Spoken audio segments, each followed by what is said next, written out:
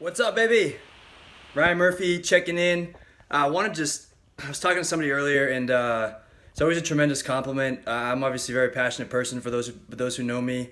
I believe in people, man. I believe in me. I believe in you. I believe that everybody's got so much more inside of them than they even understand, and that I lived so much of my life, my first 19 years of life, under this. Oh man, my view of what was possible was just so limited, and it was that way because I let it be that way.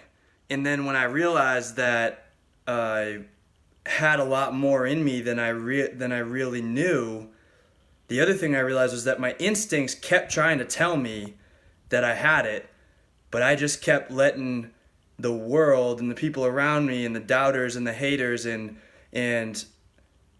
I just kept tamping it down and just saying, okay, well, but it didn't go away. It was this constant like pull and push, and it was, looking back on it, it was really, really, it was killing me inside. It was like this battle going on within my soul, within my being, about who I could be and who I was at the moment and who other people told me I could be. Because every time I felt like I tried to go be that greater version of myself, I was told, no, don't you try to do that.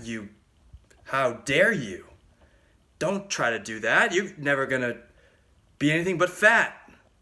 You're never gonna escape the cankles that you have. That's calves and ankles combined, if you didn't know that. You're never gonna be able to throw 90 miles an hour. Stay down there. It was like this constant.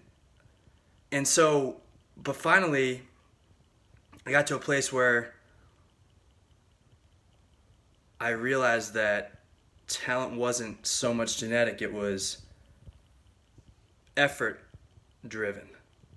And Ron Wolforth at the Texas Baseball Ranch changed my life when he looked me in the eyes and told me that I could throw 95 miles an hour. And my goal was to play professional baseball, and at the time I was throwing 78 miles an hour, top number, and 95, I thought, wow. But then he said, it might kill you trying to get there, but you can get there. So then I thought about it, and I was like, then I guess it became real to me of like, would I be willing to die for my dream? It's a pretty heavy question, right? And a lot of people say, yeah, I would go all in for my dream. But then, do your actions match that level of commitment? For most of us, the answer is not even close. So then what happens? We weave through life, and it just seems like these small little decisions, and day by day, we keep trying to suppress our dreams. We don't want to get laughed at. We don't want to get made fun of. Because if you're trying to be great, you're really just... You need to chill out. You need to slow down. You need to relax. You just enjoy life, Ryan. Life is meant to be lived and enjoyed. But I was unhappy. I hated being fat and looking in the mirror. I hated taking my shirt off in the locker room and being made fun of. I hated being told by everybody that I was slow and it just was what it was. I hated being told that, man, you'd run through a brick wall. Meaning, hey, you're really passionate, but sorry, we don't have any space for you on this team. Like, I fucking hated that. Because I knew at a cellular level that there was more in this being inside of me, Ryan Murphy. I knew that I had more in me than that. But I didn't know how to get it out. And so this brings me to something that I wanted to share with you today. And it's like, I truly don't feel like I'm any more talented than any person anywhere. And in truth, there's a lot more successful people in the world than I am. I have no illusions about that. But the success I have been able to create is a lot more than what most people in my life would have thought that I would have been able to create in a lot of different mediums. Like, I'm probably the most ripped dude that went to my high school. If you went back to my high school and took a poll, Fat Ryan with the cankles, my senior superlative was most genuine. Like, that wouldn't have been... you wouldn't have bet. Smart money wasn't going on me for at age 28. Who's going to go back to the high school reunion? I haven't gone back, by the way. I probably never will. Who's going to be the most ripped dude? It probably wouldn't have been me that you would have voted on, but here I am. And then if you went to my college, my first college, and asked all those guys, hey, who's going to be the guy that gets above 90 miles an hour that's left-handed, a left-handed thrower, you wouldn't have bet on me. In fact, when I told everybody I was going to move my life from Massachusetts to Texas to chase my dream to get to 90 miles an hour so that I could get a chance to play pro baseball, everyone laughed in my face, including my coaches, including my friends, including my dad, everyone. And thank God I didn't listen. So the question becomes, so what's different about me? Like, what is different about me? If it's not talent, what's different between the kid that was fat and chubby and weak and afraid to be him versus me now? And the answer is nothing. Nothing. I still have the same insecurities. I'm still afraid to be myself.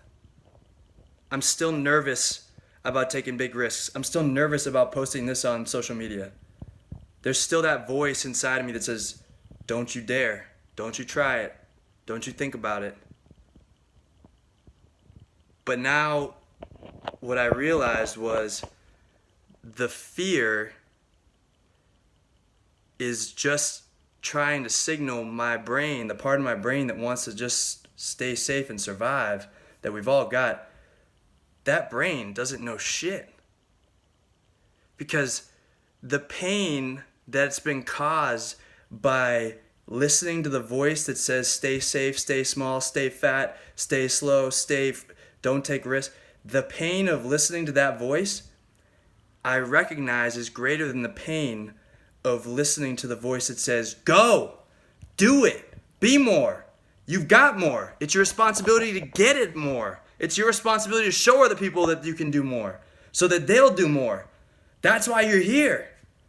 That voice has taken over. Now look, are there still moments where I don't take the shot? Absolutely. I'm getting better every day. I very much pay attention to it every day because I know from my own experience and studying greatness over the last decade that everybody that makes it takes big risks. Sometimes they lose. Sometimes they get made fun of. The only thing that's different about me is that I now seek out pain. I now seek out uncomfortable. Every chance I get, if it seems nerve-wracking or if it seems hard, I go.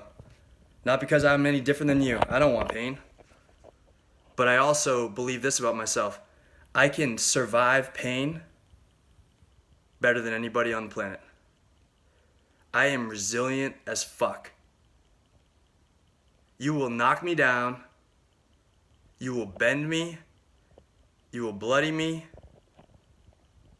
You might keep me there for a minute, but I'm gonna fucking get it back up.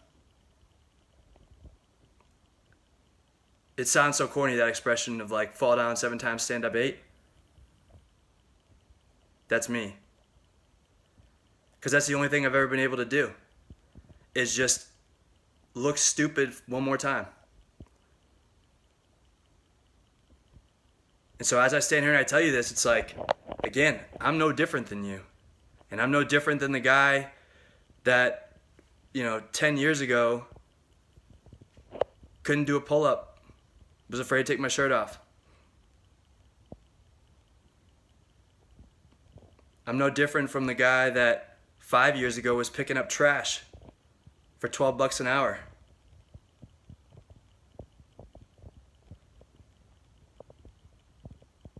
The only thing that's different then is the way I've chosen to see myself and the way that I've chosen to define pain and attack fear. Pain is going to exist no matter what. Everything that you do is painful in one way or another. Staying safe is painful. Taking risks is painful. Being fat is painful. Getting ripped and staying ripped is painful. You choose your pain. And my hope is that the people that are watching this video find inspiration to know that you've got so much more inside of you than you even know. And that you need to take risks and choose the pain that's going to change you and change the world around you.